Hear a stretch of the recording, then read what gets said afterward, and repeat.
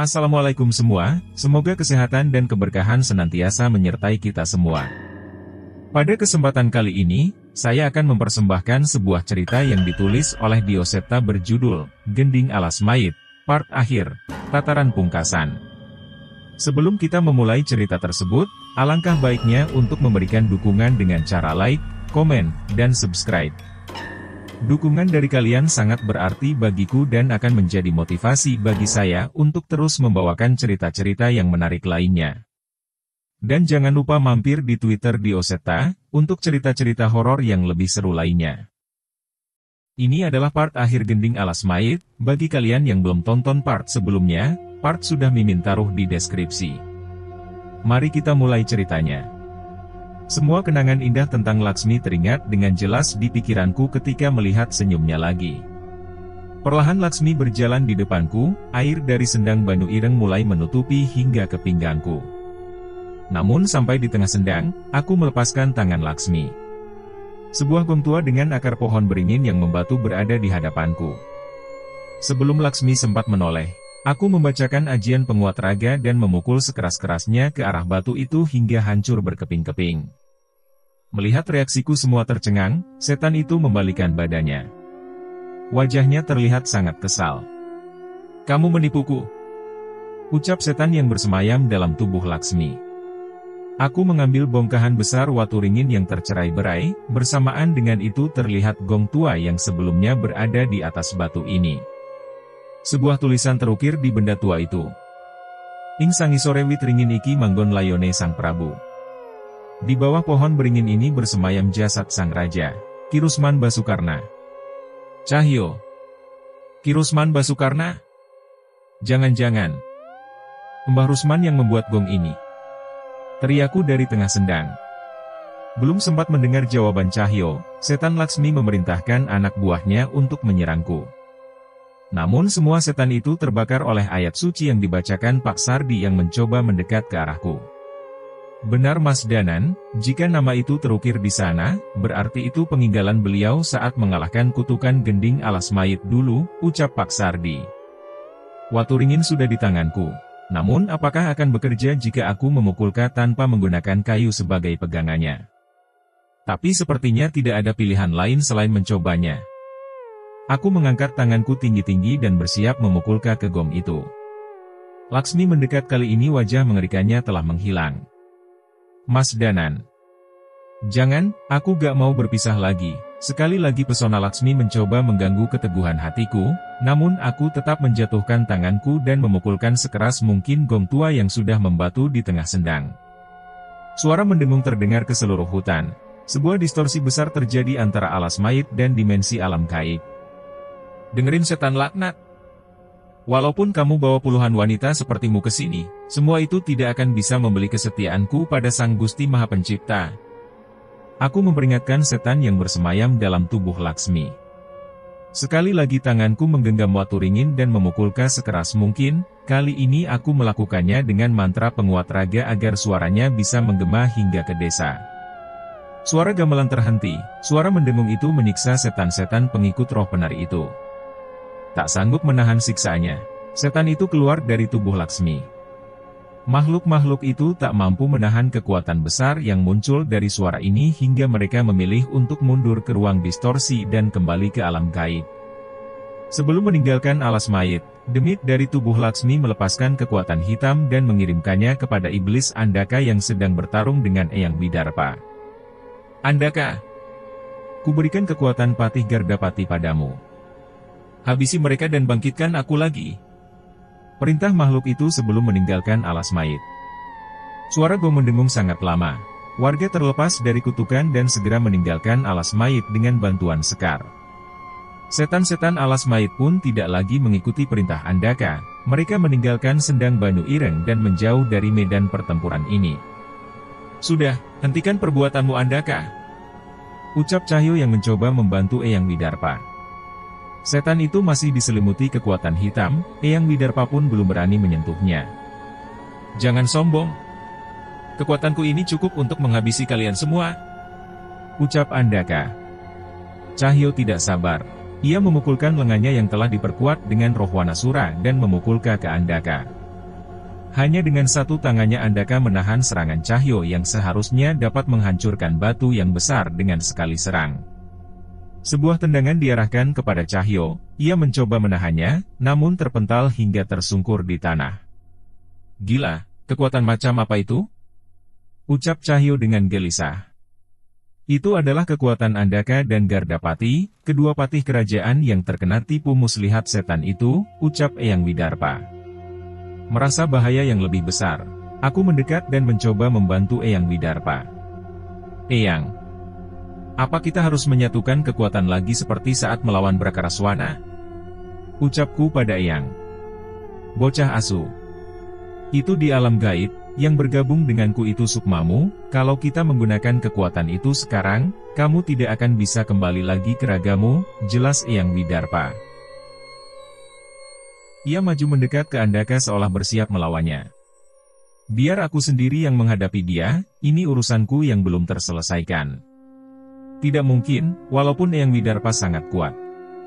Tapi aku tahu kekuatan ia saat ini masih jauh dari Andaka sekarang. Kami akan membantu. Cahyo berdiri dan mendekat ke Eyang Widarpa. Namun sebuah tendangan dari Eyang Widarpa menyapu tubuh Cahyo dan membuatnya terpental lagi. Itu bayaran karena sudah menyebutku demit tua gila. Kalian tidak usah ikut campur, Eyang Widarpa memaksa. Cahyo menggaruk-garuk kepalanya dan mencoba berdiri menghampirinya lagi. Nyimpen dendam itu gak baik lo Mbah.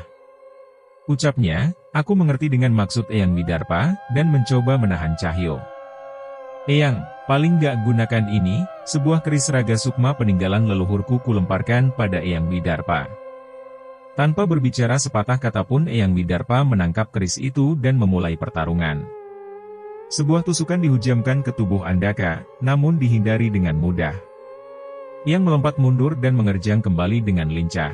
Terlihat sebisa mungkin Eyang Widarpa menghindari pukulan dari Andaka yang mungkin mampu memberikan serangan yang fatal. Hentikan Widarpa, tak ada satu seranganmu yang akan melukaiku, ucap Andaka dengan sombong. Kalau tidak akan melukaimu, tidak mungkin kamu menghindari serangan ini kan? Eyang Widarpa menerjang sekali lagi dan kali ini tusukannya tepat di jantung Andaka. Berhasil. Akhirnya keris raga sukma menembus tubuh Andaka. Namun Andaka terlihat tidak bergeming, saat keris dicabut lukanya kembali menutup. Aku sudah bilang, semua seranganmu tidak ada gunanya. Setan itu berkata dengan sombong di hadapan kami. Eyang Widarpa terlihat gentar, semua serangannya benar-benar tidak ada artinya. Tanpa melewatkan kesempatan Andaka memberikan serangan bertubi-tubi pada Eyang Widarpa.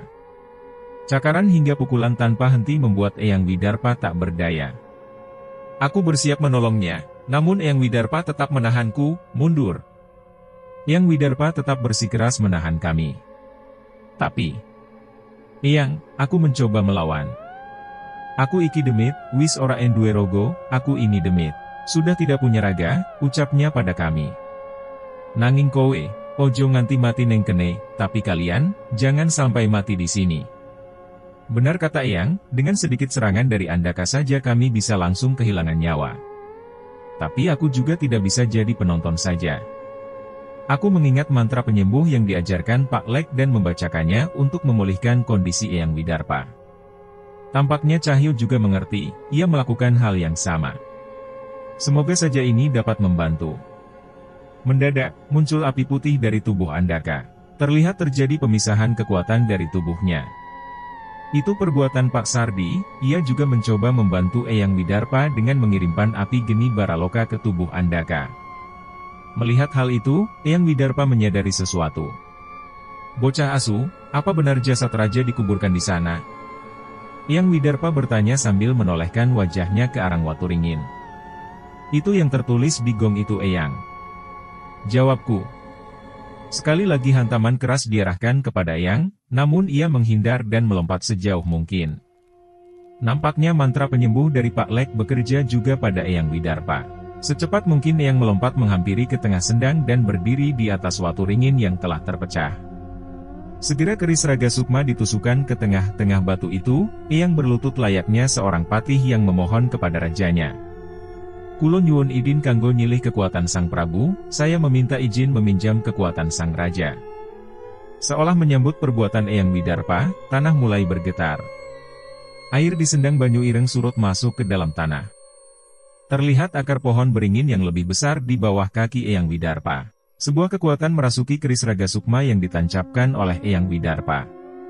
Merasa akan adanya bahaya, Andaka mengejar Eyang Widarpa dan menyerangnya. Namun Cahyo cukup cepat untuk memukulnya sekuat tenaga. Walaupun tidak bisa melukai Andaka, setidaknya Cahyo bisa memberi waktu. Gunakan api Baraloka sekali lagi sebesar yang kalian bisa. Perintah Eyang Widarpa. Aku dan Pak Sardi membacakan mantra pembakar menggunakan api geni Baraloka yang sudah membesar. Sekali lagi tubuh Aswangga terlihat menolak kekuatan kedua demit patih dari tubuhnya. Eyang Widarpa menarik keris raga sukma yang telah diselimuti kekuatan dan menghujamkan ke jantung setan itu. Keris itu benar-benar menusuk dalam ke jantungnya. Kekuatan dari dalam keris melemahkan kekuatan kedua setan patih kerajaan itu dan kekuatan geni Baraloka berhasil melepaskan tubuh Aswangga dari roh Andaka.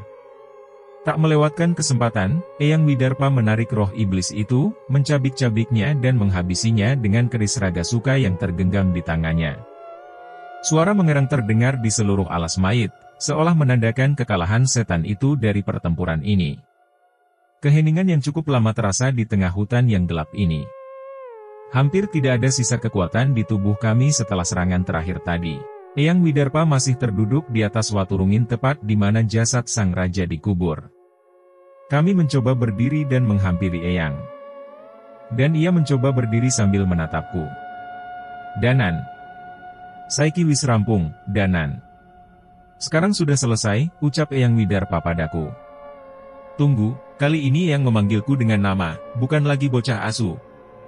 Iya Mbah. Kita bisa kembali sekarang, aku membalas ucapan Eyang Widarpa. Tidak, urusanku sudah selesai di alam ini, lanjut Eyang Widarpa. Maksud Eyang? Apa? Aku tidak mengerti dengan apa yang dikatakan Eyang Widarpa. Jasad sang raja sudah ditemukan, kekuatan kedua patih sudah sirna. Sudah tidak ada lagi yang bisa membangkitkan kutukan gending alas mayit, Nyai Suratmi juga sudah tenang di alam sana, aku sudah tidak ada urusan lagi di alam ini, jelas Eyang Widarpa pada kami. Berarti saat ini Eyang sudah tenang? Cahyo mencoba memperjelas maksud Eyang Widarpa. Eyang hanya mengangguk, sebenarnya aku cukup sedih walaupun Eyang kadang kasar dan tak terkendali, tapi ia sudah menyelamatkanku berkali-kali. Danan mengerti Eyang.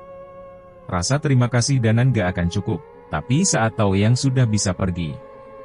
Danan ikut senang, ucapku pada Eyang Widarpa, sebuah kekuatan besar akan sirna dariku, entah nanti apa aku sanggup saat menghadapi musuh seperti Andaka maupun Brakaraswana.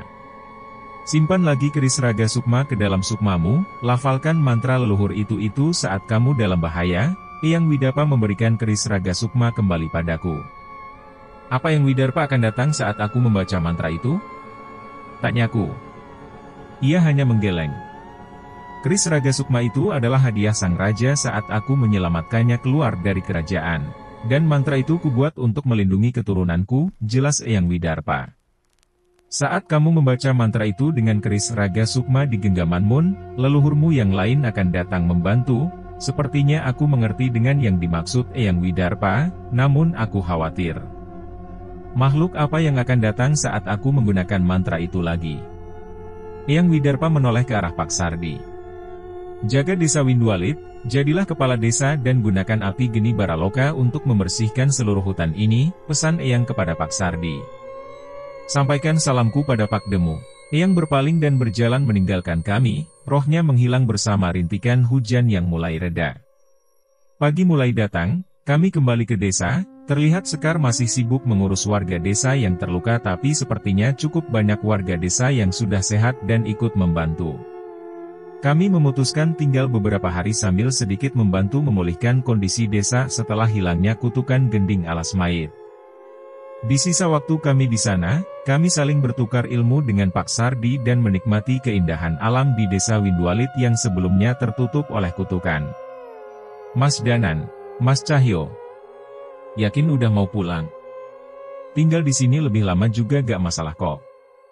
Ucap Pak Sardi saat kami bersiap untuk kembali. Tuh Cahyo, mau tinggal di sini gak? Nanti kangen lagi sama Sekar, ujarku sambil meledek Cahyo. Enak aja, kalau kangen kan tinggal main ke sini lagi, iya kan Sekar? Ucap Cahyo sambil melirik ke arah Sekar. Iya.